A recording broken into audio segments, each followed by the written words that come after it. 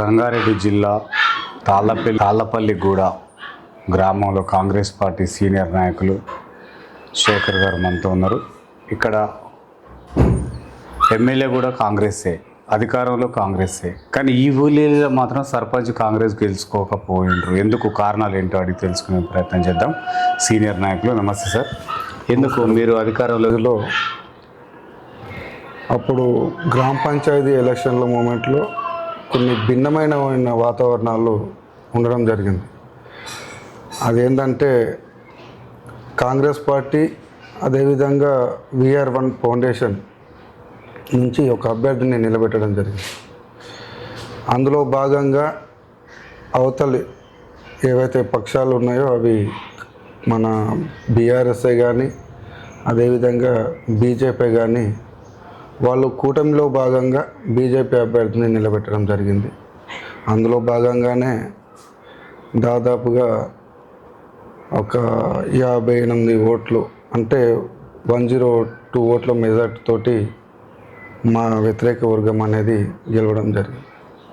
అయితే ప్రజాక్షేత్రంలో గెలుపు ఓటములు సహజం కాబట్టి మనం ఎవరిని కూడా ప్రజాక్షేత్రంలో నిందించడానికే ఆస్కారం లేదు.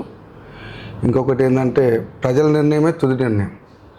ఆ రోజు కొద్దిగా మేము క్రియాశీలక ఇంకా భాగస్వామ్యం అంటే ప్రజల ముందుకు మన సంక్షేమ పథకాలే కానీ అదేవిధంగా ఇందిరమ్మ ఇండ్లే కానీ అదేవిధంగా వృద్ధాప్య పింఛన్లు ఏవైతే ఉన్నాయో అవే కానీ వాటన్నిటిని కూడా తీసుకెళ్ళి జనాలలో అనుకున్నంత స్థాయిలో సక్సెస్ చేయలేదామని మా భావన. ఓకే సార్, ఇక్కడ 6 గ్యారంటీలు రాష్ట్ర ప్రభుత్వం ప్రవేశపెట్టిన 6 గ్యారంటీలు ఏ విధంగా అమలు అవుతుంది సార్? వాస్తవానికి చెప్పాలంటే గత పాలన పోలిస్తే ఈ పాలనలో పేదవారికి 100కి 100 ఫలాలు అందడం జరుగుతుంది. ఏ విషయంలో అంటే మా గ్రామ స్థాయిలో 2 బూతులు, ఆ 2 బూతులకు కానీ 20 ఇండ్లు నిరుపేద కుటుంబాలకే ఇవ్వడం జరిగింది. ఇక్కడ ఉన్నటువంటి మా ఇందిరమ్మ కమిటీ సభ్యులే కానీ నిష్పక్షపాతంగా పారదర్శకంగా లేనివానికే ఇండ్లు మంజూరు చేయడం జరిగింది. సరే, అప్పుడు ఉన్నటువంటి పరిస్థితులు ఏవైతే ఉన్నాయో అందరూ అంటే 20 మంది కాకుండా అదనంగా ఇంకొక 20-30 మంది పేదవాళ్ళకి ఇట్లా ఉన్నారు. వాళ్ళకు కూడా ఖచ్చితంగా ఈ ప్రభుత్వం కాలపరిమితి అయ్యేలోపు తాళ్ళగూడ గ్రామానికి దాదాపుగా 125 ఇండ్లు మంజూరు చేస్తామని మన మల్లెడి రంగన్న గారు కూడా వాగ్దానం చేయడం జరిగింది. ఆ మాటకు కూడా కాంగ్రెస్ కార్యకర్తలే కానీ అదేవిధంగా ఊళ్ళో జనాలకు కూడా అందరినీ కూడా సమన్వయం చేసుకుంటూ నిరుపేద వాళ్ళు ఎవరైతే ఉన్నారో వాళ్ళకి ఖచ్చితంగా అదనంగా ఇంకా ఇండ్లు మంజూరు చేయవలసినటువంటి బాధ్యత మా కాంగ్రెస్ పార్టీ పైన అదేవిధంగా ఇందిరమ్మ కమిటీ సభ్యుల పైన ఉందని భావిస్తూ ఉన్నాం. ఓకే సార్, ఇది మండలేడు కోటరకు కూతవేడి దూరంలో ఉంది. అయినప్పటికీ కూడా ఈ గ్రామం ఎట్లాంటి అభివృద్ధికి నోచుకోలేదు. సీసీ రోడ్లు కానీ డ్రైనేజీ వ్యవస్థ కానీ మంచినీటి వ్యవస్థ కానీ ఎందుకు లోపం జరిగింది, ఎక్కడ లోపం జరిగింది అంటారు సార్?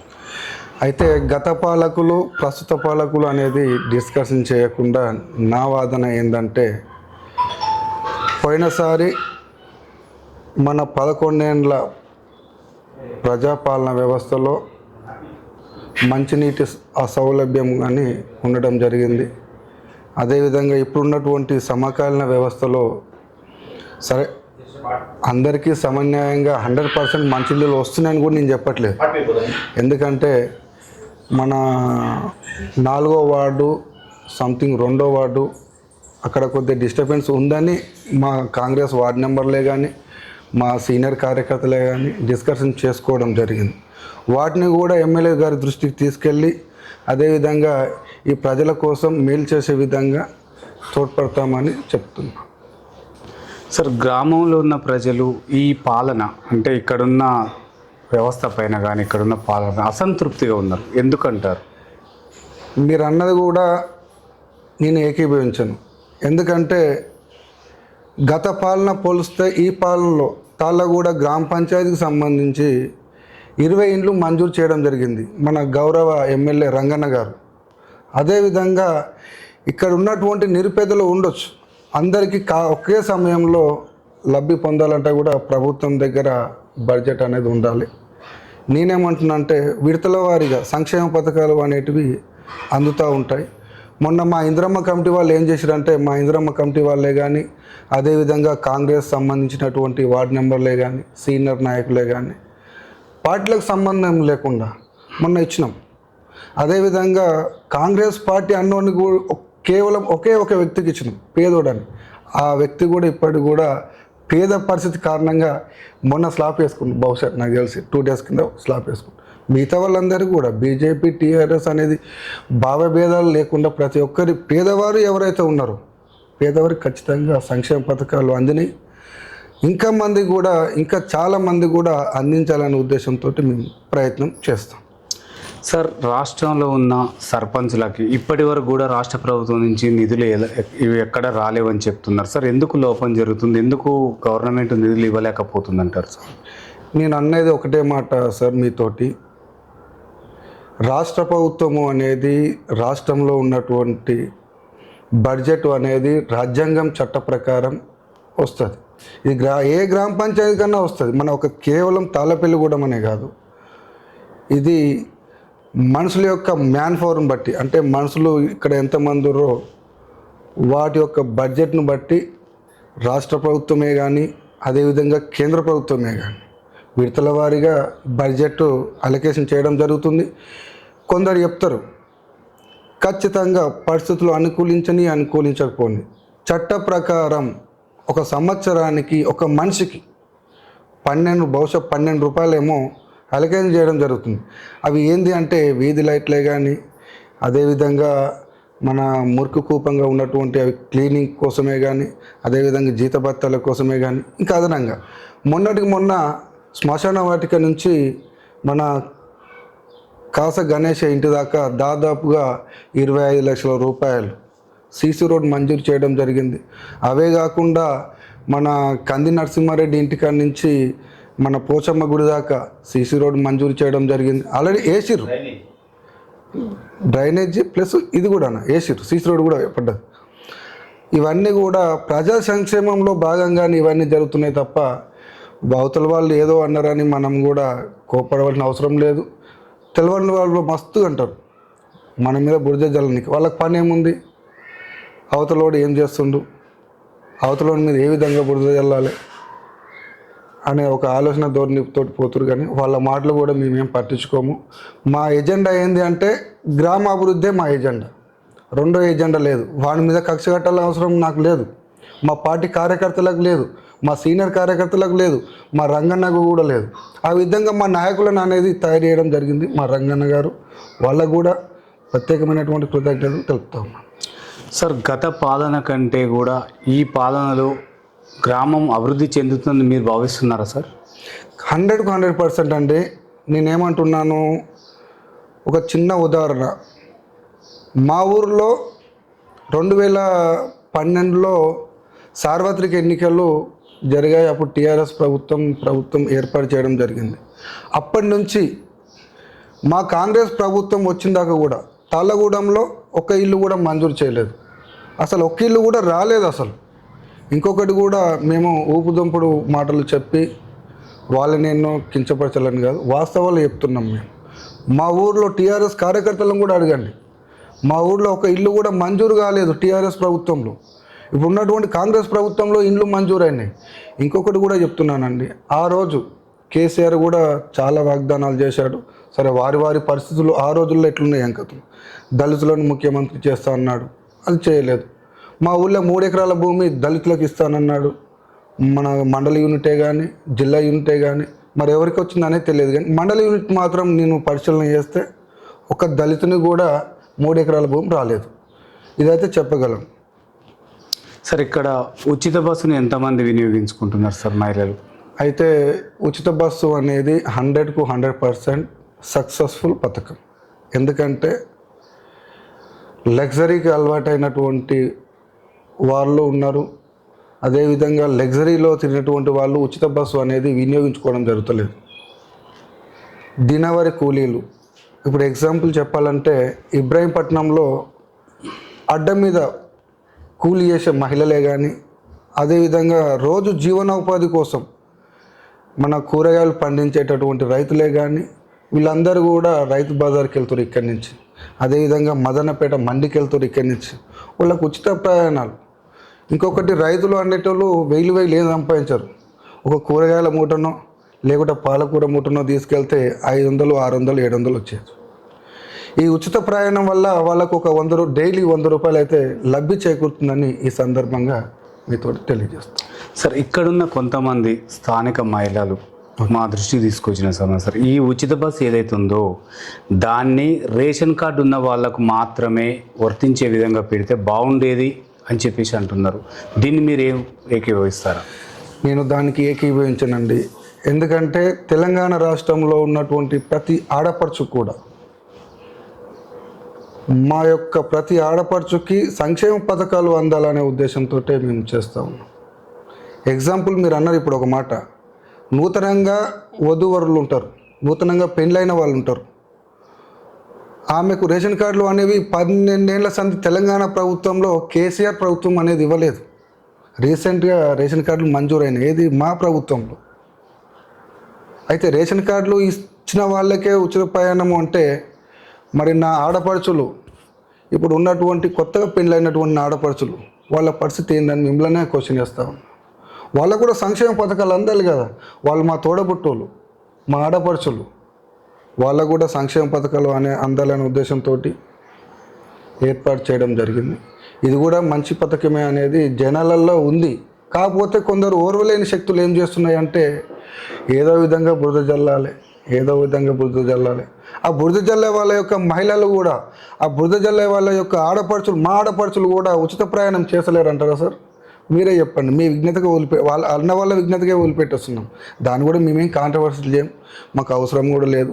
మా సంక్షేమ పథకాలే రేపు రాబోయే రోజుల్లో మళ్ళీ అధికారంలోకి తీసుకొస్తానని మేము ఆశాభావం వ్యక్తం చేస్తూ ఉన్నాం. ఓకే సార్, ఇక్కడున్న స్థానికంగా ఉన్న ఎమ్మెల్యే గారు మల్రెడ్డి రంగారెడ్డి గారికి మంత్రి పదవి ఇస్తే చాలా అభివృద్ధి చెందుతుందని చెప్పేసి ఇక్కడున్న కొంతమంది అభిప్రాయపడుతున్నారు సార్. దాన్ని మీరు స్వాగతిస్తారా మంత్రి పదవిని? ఖచ్చితంగా రంగన్న గారికి మంత్రి పదవి ఇవ్వవలసిందే. ఇంకొకటి కూడా మీతోటి ఏం చెప్తున్నాను సార్ అంటే, ఈ జిల్లా యూనిట్గా తీసుకుంటా కూడా, రంగారెడ్డి జిల్లా యూనిట్గా తీసుకుంటా కూడా క్యాబినెట్ హోదా అనేది మా రంగారెడ్డి జిల్లా ప్రజలకు దక్కలేదని ఈ సందర్భంగా తెలియజేస్తూ ఉన్నాను. నేను ఒకటే మాట అడుగుతున్నాను, మా రంగన్న గారికి క్యాబినెట్ పదవి, మంత్రి పదవి వస్తే మా జిల్లాలో మన కేవలం ఇబ్రాహీంపట్నం కాన్స్టిట్యున్సీ కాకుండా ఈ పరిసర ప్రాంతాల్లో కూడా అభివృద్ధి చేయడానికి మా రంగన్నకు ఆస్కారం ఉంటుందని ఈ సందర్భంగా తెలియజేస్తున్నాను. రంగన్న కూడా ఇంకొకటి, చాలా సీనియర్ నాయకులు. మేము చిన్నగా ఉన్నప్పటి సంది, నాది 41 years, నేను 18 ఏళ్ళు 19 ఏళ్ళు క్రియాశీలక రాజకీయాలు చేస్తున్నాను. అప్పటి సంది కూడా ప్రజాక్షేత్రంలో రంగన్న ఉన్నాడు. ఏ రోజు కూడా ఒక కార్యకర్తకు ఆపద వచ్చినా కూడా ఇమ్మీడియట్లీ యాక్షన్ తీసుకునేవాడు. అటువంటి నాయకునికి రావాలని కోరుకుంటున్నాను. అదేవిధంగా అతనికి వస్తే రంగారెడ్డి పరిసర ప్రాంతాలే కానీ, రంగారెడ్డి జిల్లానే కానీ, ఇబ్రాహీంపట్నం కాన్స్టిట్యున్సీ కానీ అభివృద్ధి పథంలో ముందుకెళ్తుందని నా యొక్క భావన. ఇంకొకటి కూడా రాజేంద్ర నగరే కానీ, అదేవిధంగా శంకర్పల్లె కానీ, రాజేంద్ర నగరే కానీ ఆ పరిసర ప్రాంతాల్లో అభివృద్ధికి చాలా నోచుకుంది. ఈ ఇబ్రాహీంపట్నం పరిసర ప్రాంతాలు అనేది కొద్దిగా వెనుకబడి ఉన్నది అన్నది వాస్తవం. ఆ రంగన్న మంత్రి పదవి వస్తే రంగన్న పుణ్యాన మా ప్రాంతం కూడా త్వరితగతిగా అభివృద్ధి చెందుతుందని మా యొక్క భావన. ఓకే సార్, మీరేమో రేవంత్ రెడ్డి గారేమో మళ్ళీ నేనే ముఖ్యమంత్రిని అంటున్నాడు. ఓకేనా? కల్వకుంట్ల కవిత తెలంగాణ తల్లిగా నేను వస్తున్న, అమ్మగా నన్ను ఆశీర్వదించింది అంటుంది. తీన్మార్ మల్లన్న బీసీ సామాజిక వర్గం నుంచి వస్తుంది అంటున్నాడు. కేసీఆర్ మళ్ళీ నేనే వస్తున్నా, నేను పెట్టిన పథకాలు బాగున్నాయి, ప్రజలు నన్నే కోరుకుంటున్నారు. మరి ఎవరు ముఖ్యమంత్రి అవుతారు, ఎవరు పరిపాలిస్తారు రాష్ట్రాన్ని? అయితే వాస్తవానికి చెప్పాలంటే సార్, నా పరిధి అనేది చిన్న పరిధి. మీరు క్వశ్చన్ రేజ్ చేశారు కాబట్టి, క్వశ్చన్ అడిగారు కాబట్టి చెప్పవలసిన బాధ్యత నా మీద ఉంది. మా సంక్షేమ పథకాలే కాంగ్రెస్ ప్రభుత్వాన్ని మళ్ళీ అధికారంలోకి తీసుకురావడం ప్రతి కార్యకర్త కూడా పనిచేయడం జరుగుతుంది. మా మధ్యలో మేము ఎన్ని ఇబ్బందులు ఉన్నా కూడా స్థానిక ఎలక్షన్స్ వచ్చేసరికి మేమంతా కూడా వసుదైక కుటుంబంలా ఒకే కుటుంబం కింద ఒకే గొడుగు కింద కష్టపడి గెలిపించుకుని మళ్ళీ ఎమ్మెల్యేలను అత్యధిక మెజారిటీతోటి తెలంగాణ రాష్ట్రంలో గెలిపించి ప్రభుత్వం ఏర్పాటు చేసే దిశగా ముందుకెళ్తామని నేను భావిస్తూ ఉన్నాను. ఇంకొకటి కూడా సార్, మీరు అన్నారు కాబట్టి నా పరిధి అనేది రాష్ట్ర స్థాయి కాదు. ఇంకొకటి కూడా మాలాంటి కార్యకర్తలం అందరం కూడా ఎమ్మెల్యేలకు పనిచేసి, అదేవిధంగా ఎంపీటీసీలకు పనిచేసి, అదేవిధంగా జెడ్పీటీసీలకు పనిచేసి, ఎమ్మెల్సీలకు పనిచేసి ప్రభుత్వం ఏర్పాటులో మా వంతు కృషి చేస్తామని ఈ సందర్భంగా తెలియజేస్తాం. సార్, రాష్ట్ర ప్రభుత్వం ఎందుకు ఎంపీటీసీ జెడ్పీటీసీ ఎన్నికలు నిర్వహించలేకపోతుంది? ప్రజలు కూడా ఎదురు చూస్తున్నారు. అయితే వాస్తవానికి మీరు అన్నది కూడా ఒక కంటికి నిజమైనటువంటి దూరదృష్టితోటి ఆలోచించవలసినటువంటి అవసరం ఉంది. మా రేవంత్ రెడ్డి గారు, మా తెలంగాణ రాష్ట్ర ప్రభుత్వం ఒక దృఢ సంకల్పంతో 42% రిజర్వేషన్ అనేది బీసీలకు కేటాయించడం జరిగింది. కానీ కొందరు టీఆర్ఎస్ఏ కానీ బీజేపీ కానీ ఓర్వలేని శక్తులు ఏం చేసినాయి అంటే హైకోర్టులో పిటిషన్లు వేసి, అదేవిధంగా హైకోర్టు తర్వాత సుప్రీంకోర్టులో పిటిషన్ వేసి ఆ 42% రిజర్వేషన్ అనేది తుంగలో తొక్కే ఆలోచన చేయడం జరిగింది. అదేవిధంగా ఇవి ప్రతిపక్షాల విజ్ఞతకే ఇచ్చిపెట్టాలి. ప్రతిపక్షాలు ఏం చేస్తున్నాయంటే ఒక బీసీ బిడ్డ రాజకీయంగా ఎదిగితే మా ఊరికి ఏడ ప్రశ్నార్థకం అవుతుందో అనే ఆలోచన బీజేపీ కానీ అదేవిధంగా బీఆర్ఎస్ వాళ్ళ నాయకులకు ఉందని ఈ సందర్భంగా తెలియజేస్తూ ఉన్నాను.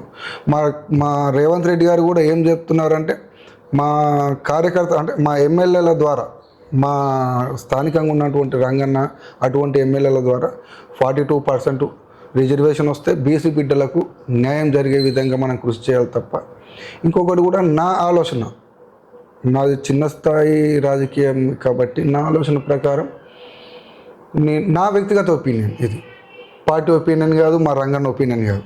నేను అనుకుంటుంది ఏంటంటే కేంద్ర ప్రభుత్వం పరిధిలో ఉన్నది అది.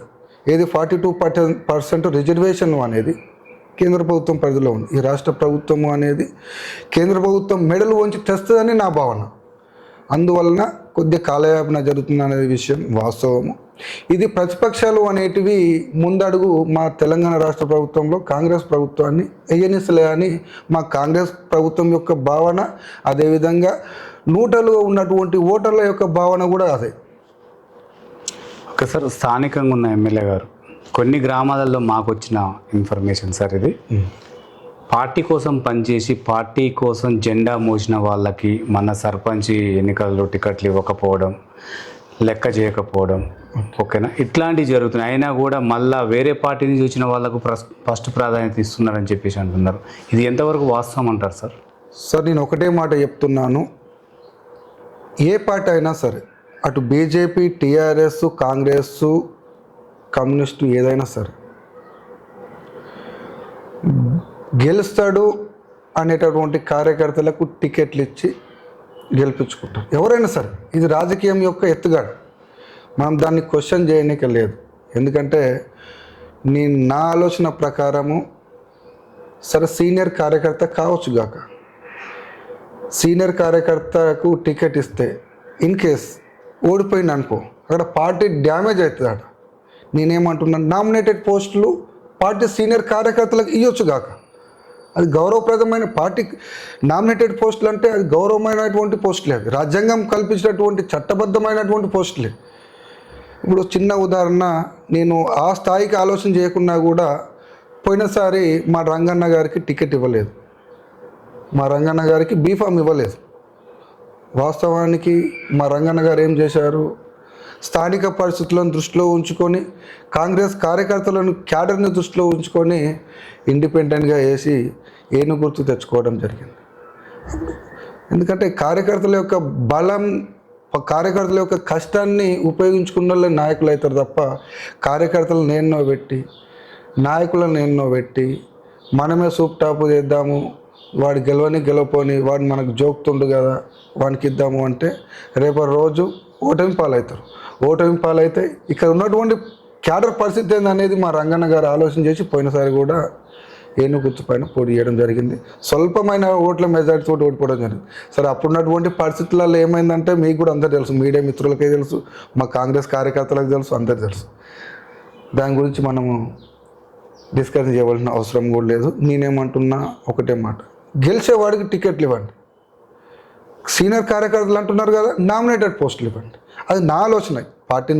పార్టీ సీనియర్ వాళ్ళు ఏ విధంగా నిర్ణయిస్తారు అనేది నాకు తెలియదు, కానీ నా వ్యక్తిగత ఆలోచన మాత్రం కాదు. ఎందుకంటే రేపు పార్టీ ముందుకు నడవాలి అంటే ఇప్పుడు చిన్న ఉదాహరణ చెప్తున్నా. తాళగూడెం గ్రామ పంచాయతీ పరిధిలో సర్పంచ్ ఉన్నాడు. సరే, ఆయన వ్యక్తిగతంగా మంచోడే, నేను కాదు అనట్లేదు. ఇప్పుడు మా సర్పంచ్ మేము చేసిన సర్పంచ్, మేము ఆయనకు పనిచేసిన సర్పంచ్ గ్రామ పంచాయతీలో ఉంటే మాకెంత ఫ్రీడమ్ ఉంటుంది అనేది ఒక భావన అనేది నా ఉద్దేశం. ఒకసారి లాస్ట్ అండ్ ఫైనల్గా రేపు రానున్న ఎంపీటీసీ జెడ్పీటీసీ ఎన్నికలలో మీ పార్టీకి ఓటు ఎందుకు వేయాలి అంటే మీరు ఏం చెప్తారు ప్రజలకి? నేను ఒకటే మాట చెప్తున్నా అన్నగారు, మా పార్టీకి ఎందుకు ఓటు వేయాలంటే మా సంక్షేమ పథకాలే మా పార్టీకి ఓట్లు పడతాయని మా యొక్క భావన. ఎందుకంటే ఈ 3 ఊర్లలో నేను ఇప్పటిదాకా మీరు అన్నది కేవలం తాళ్ళగూడెం యూనిట్ మాత్రమే మీరు ప్రశ్నలు అడిగిన నేను జవాబులు చెప్పిన. ఈ ఎంపీటీసీ పరిధి అనేది 3 ఊర్ల పరిధి. ఈ 3 ఊర్ల పరిధిలో ప్రతి ఒక్క గ్రామ పంచాయతీకి ఇందిరమ్మ ఇండ్లు వచ్చినాయి. ప్రతి ఒక్క గ్రామ పంచాయతీలో సీసీ రోడ్లు మంజూరైనాయి, సీసీ రోడ్లు పడ్డాయి. ప్రతి ఒక్క గ్రామ పంచాయతీలో అండర్ గ్రౌండ్ డ్రైనేజీలు పడ్డాయి. ప్రతి ఒక్క గ్రామ పంచాయతీలో పింఛన్లు ఇచ్చారు. ప్రతి ఒక్క గ్రామ పంచాయతీలో, అంటే 3 ఊర్ల గ్రామ పంచాయతీలు చెప్తున్నారు, మీరు ఎంపీటీసీ గురించి అడిగారు కాబట్టి ఈ 3 ఊర్ల పరిధి కాబట్టి ప్రతి ఒక్క ఈ 3 ఊర్ల గ్రామ పంచాయతీల్లో పింఛన్లు వచ్చినాయి. 3 ఊర్ల పంచాయతీల్లో ఏది రేషన్ కార్డులు మంజూరైనాయి. మాకు ఈ సంక్షేమ పథకాలు చాలండి.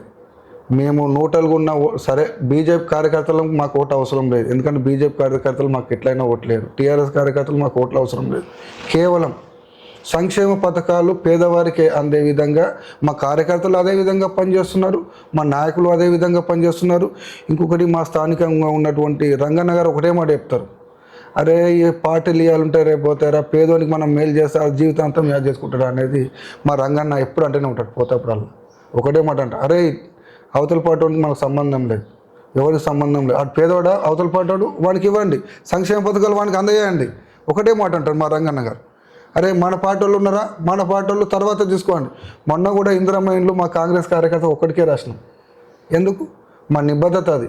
ప్రతి పేదవాడికి, పార్టీలు వేరైనా సరే, ఆ పక్క పార్టీలో ఉన్నటువంటి పేదవాడు ఎవరైనా సరే వాళ్ళకు కూడా సంక్షేమ పథకాలు అందుతున్నాయి. మేము మా పార్టీ అని మేమే ఏం రాసుకోలేదు. ఇందిరమ్మ ఇండ్లు మా కార్యకర్తలను అడగండి, ఊళ్ళో జనాలను అడగండి, చెప్తారు. మీరు సర్వే రిపోర్ట్ తీసుకోని చెప్తారు. కాకపోతే ఆ పేద కార్యకర్త, కాంగ్రెస్ కార్యకర్త కూడా ఆ పేద కార్యకర్తకే రాశాం. మేము బలిసిన వాళ్ళకి రాయలేదు, 5 ఎకరాల భూమి ఉన్న వాళ్ళకి రాయలేదు, ఇంకొకటి అది ఆర్థిక పరంగా బలంగా ఉన్న వాళ్ళకి కూడా ఎవరికి రాయలేదని ఈ సందర్భంగా తెలియజేస్తున్నాను. అందువలన మా సంక్షేమ పథకాలు మాకు ఎంపీటీసీలు కట్టబెడతాయని ఈ సందర్భంగా తెలియజేస్తున్నాను. ఇంకొకటి కూడా, మా రంగన్న ఆదేశాలు అనుసరించే పార్టీ క్యాడరే కానీ పార్టీ లీడరే కానీ పనిచేస్తామని తెలియజేస్తాం. సార్, ఈ మండలంలో ఎన్ని గెలుచుకుంటారు సార్ రేపు మీరు ఒకవేళ ఎన్నికలు జరిగితే? నేను ఒకటే మాట అంటున్నానండి, ఈ మండలంలో స్థానిక పరిస్థితులను బట్టి మేము ఎంపీపీలను కైవసం చేసుకుంటాము, జెడ్పీటీసీని కైవసం చేసుకుంటాము. ఇది 100% కరెక్ట్. ఎందుకంటే ఆడ కొన్ని గ్రామాలల్లో కొన్ని అవకతవకలు జరగవచ్చు కాక, కమ్యూనికేషన్ గ్యాప్ జరగవచ్చు కాక, పోయినసారి సర్పంచ్ ఎలక్షన్లను ఏమన్నా పొరపాటు జరిగితే వాటిని సమీక్ష చేసి మళ్ళీ రేపు ఎంపీటీసీ కానీ జెడ్పీటీసీ కానీ ఏ విధంగా ముందుకెళ్తామనేది సమీక్ష చేసుకొని ప్రతి ఒక్క కార్యకర్తనే కానీ లీడరే కానీ ఓటర్ దగ్గరికి పోయి మా సంక్షేమ పథకాలే మమ్మల్ని గట్టెక్కిస్తాయని ఈ సందర్భంగా తెలియజేస్తూ ఉన్నాను. నా వ్యక్తిగతమైనటువంటి ఆలోచన ఏంటంటే, ఎవరిని కూడా, ఏ పార్టీ వాళ్ళని కూడా వ్యక్తిగతమైనటువంటి దూషిస్తే మన పార్టీకి డ్యామేజ్ అవుతుంది. అదేవిధంగా ఆ ద్వేషించినది ఎవరైతే ఉన్నారో ఆ వ్యక్తికి కూడా డ్యామేజ్ అవుతుంది. అందువల్ల మేము చాకచక్యంగా ఎవరిని కూడా ఇన్సల్ట్ చేయకుండా, ఎవరిని కూడా ఇబ్బంది పెట్టకుండా మా పని మేము గ్రౌండ్ లెవెల్లో నిశ్శబ్దంగా ఓటర్ని మా వైపు మలుచుకునే ఉద్దేశంతో పనిచేస్తామని, ఆ పనిలో భాగంగానే ఎంపీటీసీ ఎంపీపీలే కానీ జెడ్పీటీసీ జిల్లా చైర్మన్లే కానీ గెలుచుకోవడం జరుగుతాం. సార్ మీరు కాంగ్రెస్ పార్టీ లీడర్గా ఇక్కడ రైతులు చాలా ఇబ్బంది పడుతున్న విషయం సార్. యూరియా సకాలానికి అందట్లేదు. చాలామంది రైతులకు యూరియా యాప్ ఎలా ఓపెన్ చేయాలి, ఎప్పుడు యూరియా వచ్చేది వాళ్ళకి తెలవట్లేదు సార్. దానికోసం మీరు వాళ్ళకి సలహా సూచనలు ఎలా చెప్పబోతున్నారు సార్? అయితే ఈ యూరియా యాప్ అనేది ఇది కేంద్ర ప్రభుత్వం ఏ విధంగా తెచ్చిందో అనేది ప్రశ్నార్థకంగానే మా రైతులకు ఉంది. ఎందుకంటే చిన్న సన్నకారు రైతులు పూర్తి స్థాయిలో గ్రామీణ ప్రాంతంలో ఉండడం జరుగుతుంది. వాళ్ళు ఇంకొకటి కూడా నిరక్షరాస్యులు. వాళ్ళ కొడుకులనే కానీ వాళ్ళ వారసులనే కానీ చదివించి జాబురీత్యా వివిధ ప్రాంతాలకు వలస వెళ్ళడం జరుగుతుంది. ఇక్కడ స్థానికంగా ఎవరైతే రైతులు ఉన్నారో వాళ్ళకు ఈ యాప్ గురించి పూర్తి అవగాహన అనేది తెలియదు. అదేవిధంగా ఈ రైతు వేదిక వాళ్ళే కానీ, అదేవిధంగా మంచాల మండలానికి సంబంధించినటువంటి రైతు అధికారులే కానీ గ్రామాన తిరిగి ఈ రైతు యాప్ గురించి ఈ రైతులకు వివరించాలని ఈ సందర్భంగా తెలియజేస్తా ఉన్నాను. ఓకే సార్, ఇది రైతులు పంట అంటే గింజలు వేసుకునే టైం సార్. ఇది సమయం వర్షాలు పడుతున్న కారణంగా ఇక్కడ కొన్ని పత్తి గింజలు కానీ ఒడ్లు కానీ నకిలీ విత్తనాలు వస్తున్నాయి సార్. ఆ నకిలీ విత్తనాల పైన మోసపోకుండా రైతులకు అవగాహన సదస్సుల ద్వారా మీరు ఏమన్నా సలహా సూచనలు ఇప్పిస్తున్నారా ప్రభుత్వాల ద్వారా? అయితే రాష్ట్ర ప్రభుత్వము ఈ రైతుల కోసమే పెద్దపీట వేయడం జరుగుతూ ఉంది. ఈ నాసిక రకమైనటువంటి విత్తనాలు ఏవైతే ఉన్నాయో వాటిని వినియోగించకుండా రైతులు తగు జాగ్రత్త తీసుకోవాల్సిన అవసరం ఉందని ఈ సందర్భంగా తెలియజేస్తూ ఉన్నాను. అదేవిధంగా ఎవరైతే దళారీ విత్తనదారులు అమ్మకాలు చేస్తారో వారిపైన పూర్తి స్థాయిలో తెలంగాణ రాష్ట్ర ప్రభుత్వం కూడా కఠిన చర్యలు తీసుకుంటుంది అని ఆల్రెడీ రేవంత్ రెడ్డి గారే సభ వేదికలపైన వివరించడం జరిగింది. ఇంకొకటి ఏది ఏమైనప్పటికీ రైతులకు పూర్తి స్థాయిలో అవగాహన కల్పించేటటువంటి బాధ్యత ఈ మండల అధికారులకు ఉంటుంది. కాబట్టి ప్రతి ఒక్క గ్రామంలో విత్తనాలు ఈ సర్టిఫైడెడ్ ఈ షాపులు ఏవైతే ఉన్నాయో ఆ సర్టిఫైడెడ్ షాపులనే తీసుకోవాలని మనవి చేస్తూ ఉన్నాను. ఈ స్థానికంగా ఉన్నటువంటి రైతులకు మభ్యపెట్టి ఇప్పుడు 1000 రూపాయలకు దొరికే పత్తి విత్తనాల ప్యాకెట్లు కేవలం సగం ధరకు లేదు అంటే 400 రూపాయలకు ఇస్తా అంటే ఆశపడి కొనుగోలు చేయకుండా రైతులు ఈ సర్టిఫైడ్ అంటే ప్రభుత్వం ఎవరికైతే లైసెన్సులు ఇస్తుందో షాపులకు ఆ షాపుల దగ్గరనే తీసుకోవాలని మా యొక్క విన్నపము. అదేవిధంగా ఈ దళారులు కూడా ఈ పత్తి మేము విత్తనాలు మేమే ఇస్తాం, పత్తి మేమే కొంటాం అనేటటువంటి దళారులు కూడా గ్రామ స్థాయిలో చాలామంది ఉన్నారు. వారిని దృష్టిలో పెట్టుకొని తగు జాగ్రత్తలు తీసుకోవాల్సినటువంటి బాధ్యత ఈ మంచాల మండల వ్యవసాయ అధికారులకు కూడా ఉందని ఈ సందర్భంగా తెలియజేస్తూ ఉన్నాను. అటువంటి తప్పులు జరిగితే మా ఎమ్మెల్యే గారే కానీ అదేవిధంగా మా రాష్ట్ర ప్రభుత్వమే కానీ సహించే పరిస్థితి లేదని తెలియజేస్తూ ఉన్నాను. రైతులకు మోసం చేస్తే వాళ్ళ యొక్క ఉనికికే ప్రశ్నార్థకమని తెలంగాణ రాష్ట్ర ప్రభుత్వం తరపునే కానీ మా స్థానిక ఎమ్మెల్యే రంగన్న తరపుగానే ఈ దళారులను హెచ్చరించడం జరుగుతుంది. ఓకే సార్, ఇది కూడా చాలా ఇంపార్టెంట్ సార్. గ్రామ రాష్ట్ర స్థాయిలో మండల స్థాయిలో కూడా ప్రతి గ్రామంలో కూడా రైతులు కానీ విలేజ్లలో ఉన్న మహిళలు కానీ ఇబ్బంది పడుతున్నారు సార్. కొత్త పంట వేద్దామంటే కోతుల బాధ ఉంది, విలేజ్లలో తిరగాలంటే కుక్కల బాధ ఉంది. ఈ రెండింటి నుంచి ప్రజలు సతమతం అవుతున్నారు. వాళ్లకు ఆ కోతుల నిర్మూలన కానీ కుక్కల నిర్మూలన కానీ చేయడానికి మీరు ఎమ్మెల్యే గారి దృష్టి తీసుకెళ్లారా? ఎలాంటి చర్యలు మీరు తీసుకోబోతున్నారు ప్రభుత్వం? అయితే వాస్తవానికి నా పరిధి తాళ్ళగూడెం, తిప్పాయిగూడెం, చిత్తపురం పరిధి కాబట్టి కోతుల బెడద అనేది మా ఊరి పరిసర ప్రాంతాలలో లేదు వాస్తవానికి. సరే ఉన్న దగ్గర ఉంటే ఉండొచ్చు కాక అక్కడ ఉన్నటువంటి స్థానిక నాయకుల దృష్టికి తీసుకెళ్ళి ప్రభుత్వం దృష్టికి తీసుకెళ్తే చెప్పలేము. కానీ మా తాళ్ళగూడెం గ్రామంలో, చిత్తపురం గ్రామంలో అయితే కోతుల బెడద అనేది లేదు. ఇంకొకటి కుక్కల బెడద అనేది ఉంది. కుక్కల బెడద వల్ల స్థానికంగా ఉన్నటువంటి ప్రజాప్రతినిధులకే కానీ అదేవిధంగా మండలాధికారులకే కానీ రిపోర్ట్ ఇవ్వడం జరిగింది. మొన్నటికి మొన్న పాపము గుంతకల్ల భూషపతి అనేటటువంటి గొర్రెల కాపరి, ఆ గొర్రెల కాపరి యొక్క గొర్రెలను కూడా ఒక 4-5 ఇంటిని కుక్కల మందలు చంపడం జరిగింది. అది కూడా చాలా బాధాకరమైనటువంటి విషయం. వాళ్ళు పొద్దునాక తెలందాక వాళ్ళ యొక్క కూలికి వెళ్ళడం, అదేవిధంగా వాటి కాపరి చేసుకోవడం, అవే వాళ్ళ జీవనోపాధి కాబట్టి వాళ్ళకు కూడా కుక్కల బెడద ఉంది. వాటిని కూడా అధిగమించి ప్రభుత్వాల దృష్టికి తీసుకెళ్ళి కుక్కల నివారించడానికి ఎవరైతే అధికారులు ఉన్నారో ఆ అధికారుల దృష్టి కూడా తీసుకెళ్ళాం ఆల్రెడీ. మళ్ళీ కూడా ఒకసారి తీసుకెళ్ళి ఈ కుక్కల బెడద లేకుండా చేస్తామని ఈ సందర్భంగా తెలియజేస్తాం. సార్ ఫైనల్గా సార్, గ్రామ స్థాయిలో ఉన్న యువత మొత్తం కూడా తాగుడుకు బానిసలు, డ్రగ్స్కు, ఫోన్ యాప్లకు, బెట్టింగ్లకు బానిసలు అవుతున్నారు సార్. ఈ యువత చెడుదారిన పడకుండా మీరు వాళ్ళ తల్లిదండ్రులకు మీరు సలహా సూచనలు ఏమి ఇవ్వాలనుకుంటున్నారు సార్? అంటే పోలీసు వాళ్ళ ద్వారా ఏమన్నా అవగాహన సదస్సులు కల్పించే అవకాశాలు ఉన్నాయంటారా? అయితే వాస్తవానికి గ్రామీణ స్థాయిలో గంజాయి అనేది మేము కూడా చూడలేదు. వాస్తవానికి స్థానికంగా ఉన్నటువంటి ప్రజలు, యువకులే అన్నారు తప్ప మేము ప్రత్యక్షంగా ఎవడు తాగుతుందో ఎవడు తాగుతలేడు మేము రౌండింగ్ చేసేవాళ్ళం మా దృష్టికి వస్తే. కానీ అధికారికంగానైతే మాకు పలానా వ్యక్తి గంజాయి తాగుతుండు, పలానా వ్యక్తి వ్యసనాలకు లోనయ్యిండు, మా ఊరు పరిసర ప్రాంతాల్లో బెట్టింగ్ యాప్స్ లోపల ఏం జరిగినో తెలియదు. కానీ కొందరు పాపము మంచాల విలేజ్లో కూడా బెట్టింగ్ యాప్స్లల్లో 2 ప్రాణాలు కోల్పోవడం జరిగింది. ఒకరు కానిస్టేబుల్, ఒకరు యువ శక్తి కోల్పోవడం జరిగింది. అది కూడా చాలా బాధాకరమైనటువంటి విషయము. ఇది కూడా మన పోలీస్ డిపార్ట్మెంట్ వాళ్ళు అవగాహన సదస్సులు అనేటివి విలేజ్కి ఏర్పాటు చేయడం జరిగింది. మా సార్ ఏసీపీ సార్ రాజుగారే కానీ, అదేవిధంగా మధు సారే కానీ 1-2 సార్లు తలగూడెం విలేజ్ కూడా పర్యటించి యువకులకు అవగాహన సదస్సు అనేది ఏర్పాటు చేయడం జరిగింది. దానిలో భాగంగా మేము కూడా కాంగ్రెస్ కార్యకర్తలం ప్రతి ఒక్కరం కూడా పాల్గొనడం జరిగింది.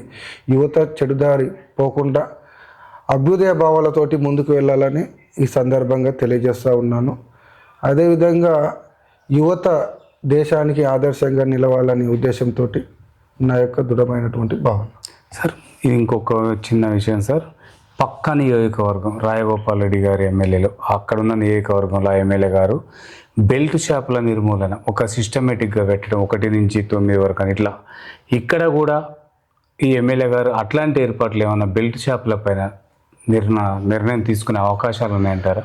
అయితే వాస్తవానికి మా ఎమ్మెల్యే గారు చెప్పినటువంటి ఆదేశాలు ఏంటంటే, ప్రభుత్వం ప్రజలకు అనుసంధానంగా నడుస్తున్నటువంటి ప్రభుత్వంలో బెల్ట్ షాపులకు బంద్ చేయాలని పూర్తి స్థాయిలో మా ఎమ్మెల్యే గారు కూడా అందరి సర్పంచ్లకు చెప్పడం జరిగింది.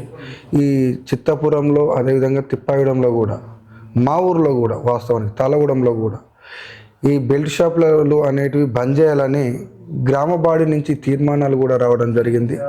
అది కొందరు ఆచరణ పెట్టలేరని మేము అనుకుంటున్నాం. దాన్ని కూడా మేము సర్పంచ్, అదేవిధంగా ఈ గ్రామ పంచాయతీలో ఉన్నటువంటి పాలకవర్గాన్ని దృష్టికి తీసుకెళ్ళి దాన్ని కూడా నివారణ చర్యలు తీసుకుంటామని ఈ సందర్భంగా తెలియజేస్తాం.